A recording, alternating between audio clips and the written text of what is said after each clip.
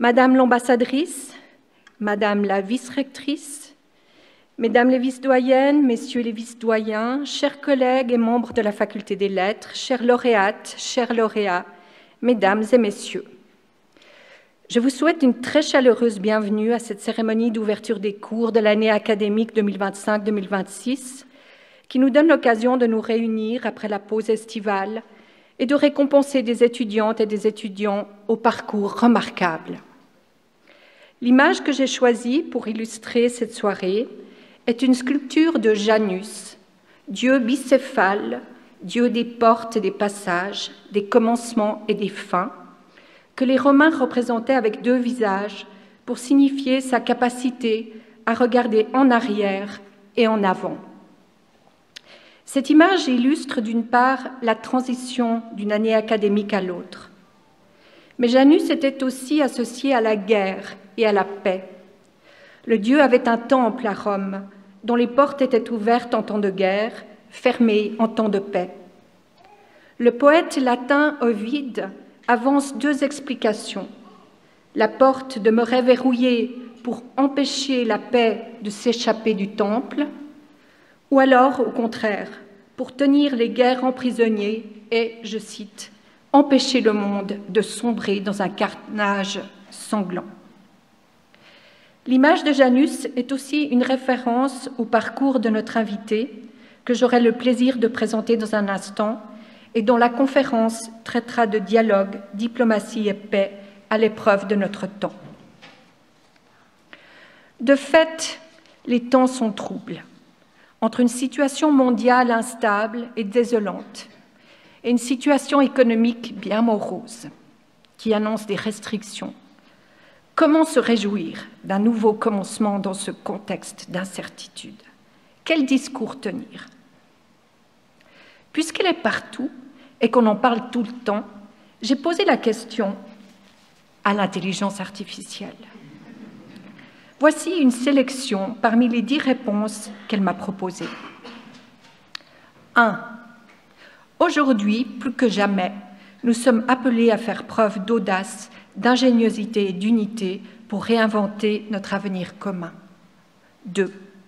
Nous avons en nous toutes les ressources nécessaires, humaines, intellectuelles, créatives, pour traverser cette phase avec confiance et dignité. 3. En choisissant la concertation et l'innovation, nous pouvons faire de cette période un nouveau départ, porteur de sens et d'espoir. Certes, mais concrètement. Eh bien, concrètement, ce soir, nous allons nous réjouir en célébrant nos lauréats, nos lauréates, lors de la remise des prix, en écoutant une alumna de notre faculté devenue diplomate et en rendant hommage à l'énergie et à l'inventivité de nos chercheuses et chercheurs, enseignantes et enseignants, qui bouillonnent d'idées et de projets.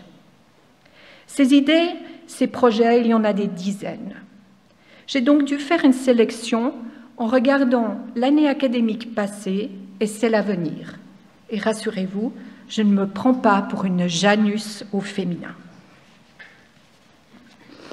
Au niveau de l'enseignement, qui est notre mission principale, personne, je pense, n'a pu passer à côté de l'événement Douglas Kennedy. Le célèbre écrivain était invité par la section d'anglais au semestre de printemps 2025 pour enseigner à un public master l'art de la création littéraire. Ce cours, totalement inédit, a rencontré un succès formidable. Il pourrait bien faire des émules. Au semestre de printemps 2025, toujours, 2 programmes ont été proposés dans notre faculté dans le cadre du réseau Civis, auquel l'UNIL a adhéré en 2022. Le premier, organisé par notre collègue Anita Auer, de la section d'anglais toujours, s'intéressait aux conséquences de la migration en matière de contact linguistique et de maintien des langues, ainsi qu'aux liens entre langue et identité. L'autre traitait de la guerre et ses représentations sous l'angle de la rhétorique antique. Il était chapeauté par ma collègue Alessandra Rolle, alors maître assistante à la section d'archéologie et des sciences de l'Antiquité, tout fraîchement nommée professeur à l'Université de Genève. Ces deux programmes ont permis à des participants venus de plusieurs pays de rencontrer nos étudiantes et nos étudiants à Lausanne et d'échanger sur leurs expériences de vie réciproques. Plusieurs personnes étaient originaires de pays bien moins privilégiés, dont le climat politique et les conditions de vie n'ont rien à voir avec la Suisse, où règne la paix et l'abondance. Je peux témoigner à quel point notre campus et nos conditions de travail ont fait forte impression. Si l'on se tourne maintenant vers l'avenir, la Faculté des Lettres propose dès cette rentrée un nouveau programme de spécialisation intitulé « Métiers du jeu et du jeu vidéo ». Ce programme s'ajoute aux 15 autres specs que j'ai eu l'occasion de présenter lors de la précédente cérémonie d'ouverture des cours. Il permet aux étudiantes et étudiants, je cite le descriptif, d'exercer dans les secteurs de la conception de systèmes de jeu, game design, du développement informatique, de la production, de l'étude et de la valorisation au travers de la médiation culturelle ou de la préservation du patrimoine vidéoludique. Autre nouveauté, un partenariat avec l'Opéra de Lausanne a été mis en place qui reprend une collaboration initiée par notre ancien collègue Gabriel Ebouki avant qu'il ne soit nommé professeur à l'Université de Bâle.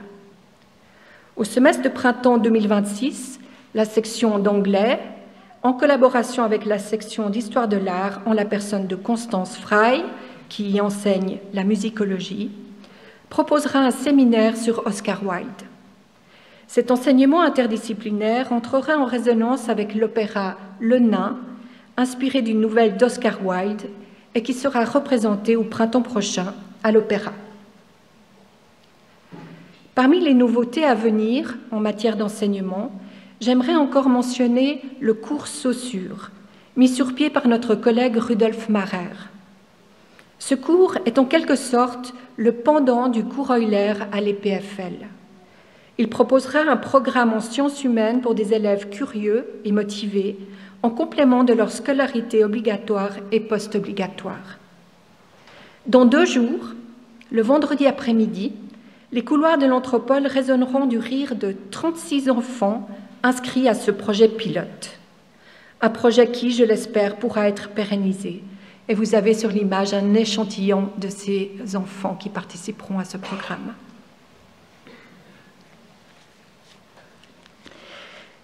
L'enseignement en lettres, on le sait bien, est étroitement lié à la recherche, notre autre mission fondamentale.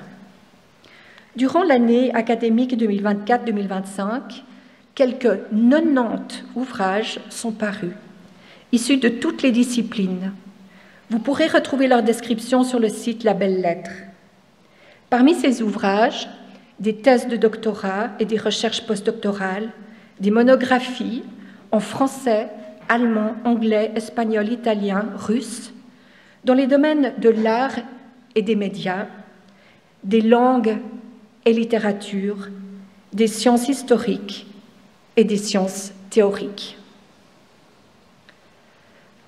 Petit zoom sur 3 volumes collectifs en hommage à des collègues partis à la retraite l'année dernière, Bernard Handematten, François Bavot et Denis Renevet. Petit zoom aussi sur les 2 derniers numéros de notre revue maison, Études de lettres, Le Nocturne éclairé par la musicologie et l'histoire de l'art, édité par Constance Frey, et La réappropriation des images dans l'art et les médias contemporains, édité par Nathalie Dicci et Valentine Robert. J'aimerais encore mentionner un ouvrage en particulier, qui est le résultat d'une recherche effectuée par une chercheuse ukrainienne, Tetiana Shevchenko, que l'Université et la Faculté des Lettres ont accueilli dès le début de la guerre. On peut saluer l'engagement de notre institution et la résilience de notre collègue qui ont permis d'aboutir à cette publication qui présente une collection de figurines grecques antiques conservées au Musée national de l'histoire de l'Ukraine.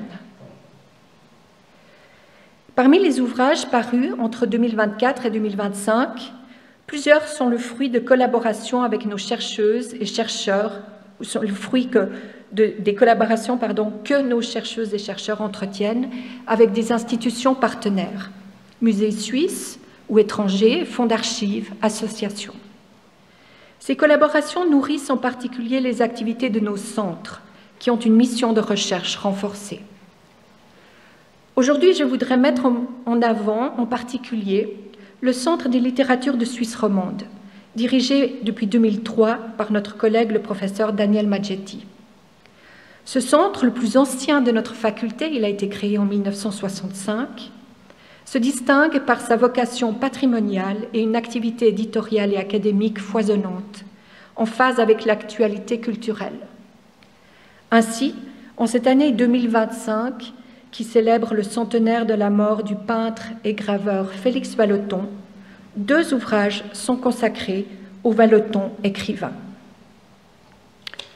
L'ouvrage Félix Vallotton, roman et théâtre, est le fruit d'une collaboration avec la Fondation Vallotton, qui détient les archives, et avec le Musée cantonal des Beaux-Arts, où s'ouvrira, le 24 octobre prochain, l'exposition Vallotton Forever, la rétrospective. Cet ouvrage, Félix Vallotton, roman et théâtre, comporte les contributions de Romain Bionda, maître assistant à la section de français, et d'une de nos étudiantes, Amilou Parson, qui a participé à l'édition dans le cadre du SPEC, Histoire du livre et édition critique des textes. C'est là un exemple des liens étroits qui existent entre enseignement et recherche et des expériences professionnalisantes qu'offrent nos masters de spécialisation. La faculté des lettres, on le sait bien, est très active dans le domaine de la médiation scientifique et culturelle, et cela est essentiel pour assurer notre visibilité. À ce propos, on m'a récemment transmis ce chiffre tout à fait éloquent, à savoir qu'on dénombre en moyenne 240 mentions médiatiques en une année, soit un peu plus d'1 mention par jour ouvrable dans les médias. Toutes ces interventions sont liées aux activités de nos chercheuses et chercheurs et elles mettent en valeur nos travaux et notre apport pour la société. C'est là une autre de nos missions fondamentales que nous devons préserver.